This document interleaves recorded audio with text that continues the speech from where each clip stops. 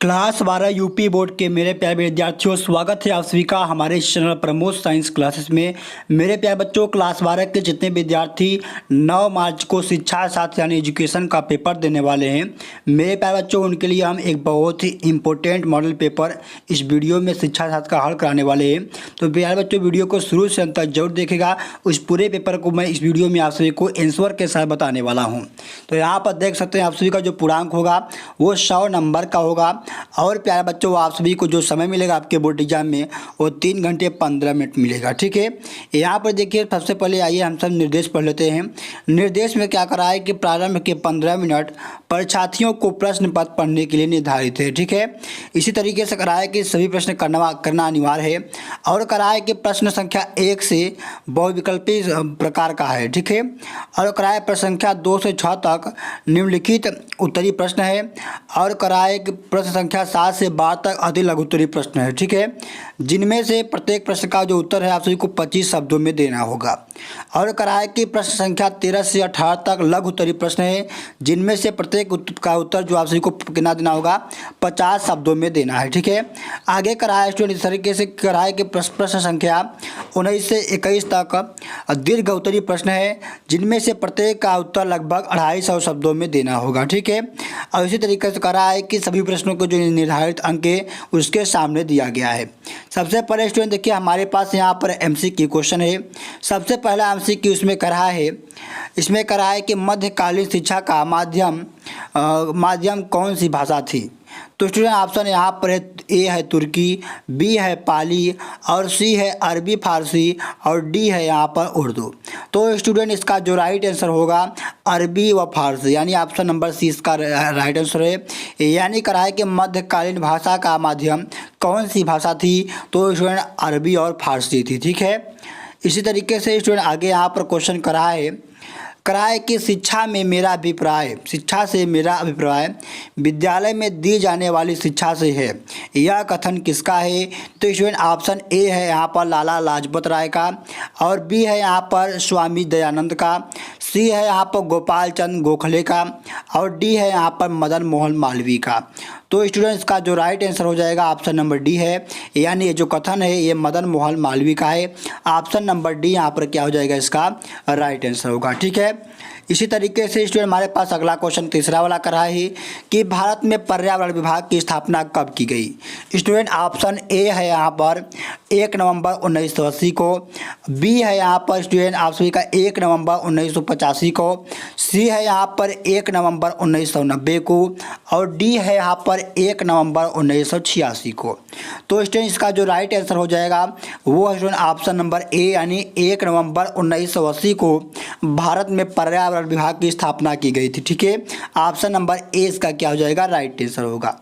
इसी तरीके से स्टूडेंट हमारे पास अगला क्वेश्चन करा है, यहाँ पर करा है कि निम्न में से कौन सा अधिगम के प्राथमिक नियमों का पालन नियमों में शामिल नहीं है। तो स्टूडेंट ऑप्शन है यहाँ पर तत्परता का नियम, बी है यहाँ पर अभ्यास का नियम, सी है अनुप्रयोग का नियम, और डी है यहाँ पर प्रभाव का नियम।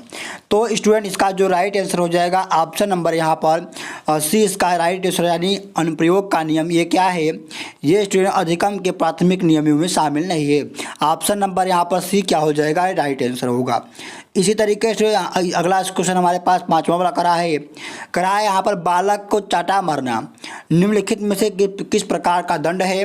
तो स्टूडेंट यहाँ पर बालक को चाटा मारना यह स्टूडेंट किस प्रकार का, तो ये शारीरिक दंड है। क्या है, एक प्रकार का शारीरिक दंड है। ऑप्शन नंबर डी यहाँ पर क्या हो जाएगा, राइट आंसर हो जाएगा।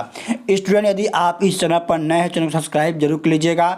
इसी तरीके से हम आप सभी के सभी विषयों का मॉडल पेपर इस चैनल पर कराते रहेंगे। ठीक है, स्टूडेंट अब हमारे पास आता है अगला क्वेश्चन, निश्चित उत्तरीय प्रश्न आता है। ठीक है, जिसमें इसका आंसर आप सभी को स्टूडेंट 1 नंबर का देखिए क्वेश्चन है, तो इसका आंसर आप सभी को 1 से 2 लाइन में सिर्फ देना है। ठीक है, कम से कम 1 लाइन में और अधिकतम 2 लाइन में देना होगा। जैसे यहाँ पर देखिए पहला क्वेश्चन क्या कर रहा है कि मानसिक स्वास्थ्य की एक संक्षिप्त परिभाषा लिखिए। तो यहाँ पर लिखेंगे कि भाटिया के अनुसार मानसिक स्वास्थ्य यह बताता है कि कोई व्यक्ति जीवन की मांगों और अवसरों के प्रति कितनी अच्छी तरह से समायोजित है, उसे क्या कहते हैं, मानसिक स्वास्थ्य कहते हैं। ठीक है, इसी तरीके से हमारे पास अगला क्वेश्चन यहाँ पर करा है यहाँ पर कि बौद्धिक काल की स्थापना किन्हीं दो प्रमुख विश्वविद्यालयों के नाम लिखिए। तो यहाँ पर लिखेंगे पहला नालंदा विश्वविद्यालय और दूसरा यहाँ पर लिखेंगे विक्रमशिला विश्वविद्यालय। ठीक है, इस तरीके से स्टूडेंट आप सभी को सभी क्वेश्चन को यहाँ पर तैयार करके जाना है। इसका PDF कहाँ मिलेगा मैं भी इस वीडियो में आप सभी को बताने वाला हूँ। ठीक है, अगला क्वेश्चन हमारे पास यहाँ पर करा है कि ब्रेल लिपि किस प्रकार के छात्रों की शिक्षा के लिए सहायक होती है। तो स्टूडेंट यहाँ पर लिखेंगे कि नेत्रहीन छात्रों के लिए, यानी जो ब्लाइंड जो जिनकी नेत्र क्या है ब्लाइंड है उनके लिए क्वेश्चन होती है कि ब्रेल लिपि जो शिक्षा होती है उनके लिए क्या सहायक होती है। तो आप इस तरीके से आप सभी को इसका आंसर लिखना होगा। आगे स्टूडेंट हमारे पास अगला यहाँ पर करा है कि थारनाइड के अधिगम के कितने नियम प्रतिपादित किए गए। तो स्टूडेंट यहाँ पर लिखेंगे इसका आंसर कि थारनाइड के अधिनियम के 3 प्रमुख नियम प्रतिपादित किए गए। पहला यहाँ पर तत्परता का नियम, दूसरा है अभ्यास का नियम और तीसरा यहाँ पर प्रभाव का नियम। ठीक है, इस तरीके से आप सभी को यहाँ पर इसका आंसर लिखना होगा।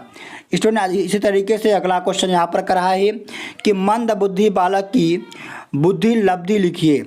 तो आप इसका आंसर लिखेंगे यहाँ पर कि अत्यंत मंद बालक बुद्धि लब्धि 70 से 79 होती है तथा मंद समान बालक की जो बुद्धि लब्धि होती है वो कितनी होती है 80 से 79 होती है। ठीक है, 89 होती है। इस तरीके से आप सभी को यहाँ पर सभी क्वेश्चन को तैयार करके जाना है। ये सारे क्वेश्चन आप सभी के बोर्ड एग्जाम के लिए बहुत इंपॉर्टेंट है। ठीक है, इसी तरीके से हमारे पास अगला क्वेश्चन करा है 9वां वाला। यहाँ पर देखिए 7वां वाला करा है अति लघुत्तरीय प्रश्न है जो कि स्टूडेंट इसमें कहा है 4 नंबर का क्वेश्चन दिया गया है। ठीक है, मैं जितना बता रहा हूँ आप सभी को उतना ही आप सभी को अपने बोर्ड एग्जाम में 9 मार्च को लिख कर आना होगा। ठीक है, यहाँ पर देखिए क्वेश्चन क्या करा है कि प्रौढ़ शिक्षा यानी सामाजिक शिक्षा से क्या आप समझते हैं। तो यहाँ पर लिखेंगे कि हुमायूं कबीर के अनुसार सामाजिक शिक्षा को अध्ययन के एक प्रकार का पाठ्यक्रम के रूप में परिभाषित किया जा सकता है जिसका उद्देश्य लोगों में नागरिकता की चेतना उत्पन्न करना है और जिनमें सामाजिक संगुणता और भावनाओं को वृद्धि की जाती है। इस तरीके से आप सभी को यहाँ पर इसका आंसर लिख कर आना होगा। ठीक है, इसी तरीके से हमारे पास यहाँ पर अगला 9वां वाला क्वेश्चन करा है कि वैदिक काल में एक विद्यार्थी की दिनचर्या क्या होती है। तो स्टूडेंट इसका आंसर आप यहाँ पर लिखेंगे कि वैदिक कालीन भारतीय शिक्षा व्यवस्था के अंतर्गत प्रत्येक छात्र के लिए आवश्यक था कि वह नियमित दिनचर्या का उचित ढंग से पालन करे। प्रत्येक छात्र के लिए सूर्योदय से पहले उठना, स्नान करना, यज्ञ पूजा, वेद पाठ, भिक्षा मांगना और गुरु की सेवा करना दिनचर्या के आवश्यक अंग थे। ठीक है, इस तरीके से स्टूडेंट आप सभी को सभी क्वेश्चन को तैयार करके ही जाना है। ये सारे क्वेश्चन आपके बोर्ड एग्जाम के लिए बहुत इंपॉर्टेंट है। अगला स्टूडेंट हमारे पास यहाँ पर अगला क्वेश्चन करा है कि एक शिक्षा शास्त्री के रूप में टैगोर का मूल्यांकन प्रस्तुत कीजिए। तो स्टूडेंट आप यहाँ पर लिखेंगे कि डॉक्टर HV मुखर्जी के अनुसार टैगोर ने शिक्षा संबंधित विचार एवं प्रयोग बिल्कुल नवीन एवं मौलिक ज्ञान पढ़ते हैं। भारतीय शिक्षार्थियों में टैगोर का स्थान सर्वश्रेष्ठ है। वे आधुनिक भारत में शैक्षिक पुनरुत्थान के सबसे बड़े पैगंबर थे। ठीक है, इस तरीके से आप इसका आंसर लिखेंगे। आगे स्टूडेंट हमारे पास अगला क्वेश्चन करा है कि थारनाइड द्वारा प्रतिपादित सीखने की विधि की शैक्षिक उपयोगिता को स्पष्ट कीजिए। तो स्टूडेंट आप सभी को इसका आंसर लिखेंगे यहाँ पर कि थारनाइड द्वारा प्रतिपादित सीखने के सिद्धांत विधि की विशेष शैक्षिकता उपयोगिता, इस विधि की उपयोगिता पर संक्षिप्त विवरण अग्र प्रकार के हैं। यहाँ पर लिखेंगे इस तरीके से पॉइंट करके लिखेंगे यहाँ पर कि इस सिद्धांत को अपनाकर बालों को परिश्रमी बनाया जा सकता है। ठीक है, आगे लिखेंगे यहाँ पर कि यह सिद्धांत बालकों को धैर्य का पाठ पढ़ाता है। तीसरा पॉइंट लिखेंगे कि यह इस सिद्धांत के आधार पर बालक जो सीखता है वह उसे मस्तिष्क के स्थायी में हो जाता है। ठीक है, आगे लिखेंगे चौथा पॉइंट कि मंद बुद्धि के बालकों के लिए यह सिद्धांत बहुत उपयोगी होता है। इस तरीके से स्टूडेंट आप सभी को यहाँ पर सभी क्वेश्चन को तैयार करके आना है।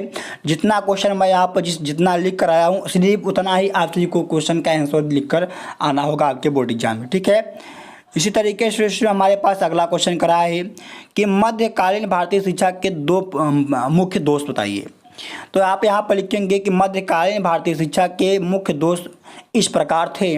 लिखेंगे यहाँ पर कि सांसारिक प्रधानता, धार्मिक कट्टरता, शिक्षा केंद्रों का अस्थायित्व और जनधारण की शिक्षा का अभाव, मनोवैज्ञानिकता और नारी शिक्षा का उपेक्षा, शारीरिक दंड की प्रधानता, लेखन व पाठन की समन्वय का अभाव, ये सभी क्या थे? मध्यकालीन भारतीय शिक्षा का प्रमुख दोष थे। ठीक है, अगला स्टूडेंट हमारे पास यहाँ करा यहाँ पर कि मानसिक स्वास्थ्य विज्ञान के क्षेत्र का उल्लेख कीजिए। स्टूडेंट यहाँ पर लिखेंगे कि मानसिक शिक्षा स्वास्थ्य विज्ञान का वह क्षेत्र अत्यधिक व्यापक और विस्तृत है। मानसिक शिक्षा स्वास्थ्य विज्ञान का अध्ययन क्षेत्र संपूर्ण जीवन है। व्यवस्थित अध्ययन के लिए मानसिक स्वास्थ्य विज्ञान के अध्ययन क्षेत्र को 3 भागों में बांटा जा सकता है। ये भाग यहाँ पर है। पहला लिखेंगे कि सामान्य व्यक्तियों के मानसिक स्वास्थ्य का अध्ययन, दूसरा लिखेंगे कि मानसिक रोगों एवं रोगियों का अध्ययन, और तीसरा यहाँ पर लिखेंगे कि पूरे समाज का अध्ययन। ठीक है, इस तरीके से आप सभी को यहाँ पर सभी क्वेश्चन को लिखना होगा। आगे स्टूडेंट हमारे पास यहाँ पर अगला क्वेश्चन करा है लघुत्तरीय प्रश्न है। ठीक है, स्टूडेंट इन सभी क्वेश्चन को यहाँ पर देखिए तैयार करेंगे।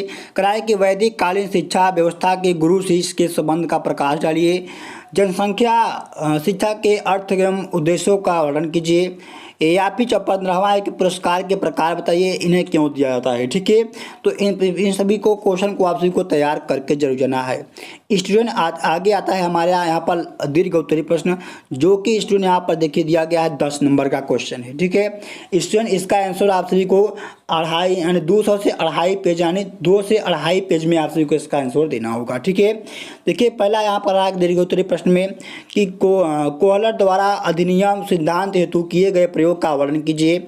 अधिगम इसके महत्व का उल्लेख कीजिए। या फिर अथवा में आप सभी को यहाँ पर लिखना होगा कि वैदिक कालीन शिक्षा की प्रमुख विशेषताओं का विवेचना कीजिए। ठीक है, इसी तरीके से स्टूडेंट्स हमारे पास देखिए अगला क्वेश्चन करा है 20वां वाला कि भारतीय गांधी के शिक्षा आधारभूत सिद्धांत क्या है। गांधी जी के अनुसार शिक्षा के अर्थ उद्देश्यों का उल्लेख कीजिए। या फिर अथवा में यहाँ पर दिया जाएगा आप सभी को कि एनी बैसेट के अनुसार शिक्षा के अर्थ उद्देश्य पाठ्यक्रम का उल्लेख कीजिए। या फिर 21 वाला क्वेश्चन करा है कि बुद्धि लब्धि क्या है, इसे कैसे निकला जाता है, शिक्षा में इसकी क्या उपयोगिता है। इस तरीके से आप सभी को सभी क्वेश्चन को यहाँ पर तैयार कर देना है। स्टूडेंट वीडियो अच्छी लगे तो वीडियो को लाइक एंड चैनल को सब्सक्राइब जरूर कीजिएगा। इस वीडियो को अपने दोस्तों तक शेयर जरूर कीजिएगा। तो स्टूडेंट मिलता हूँ अगले वीडियो में एक नए टॉपिक के साथ। जय हिंद।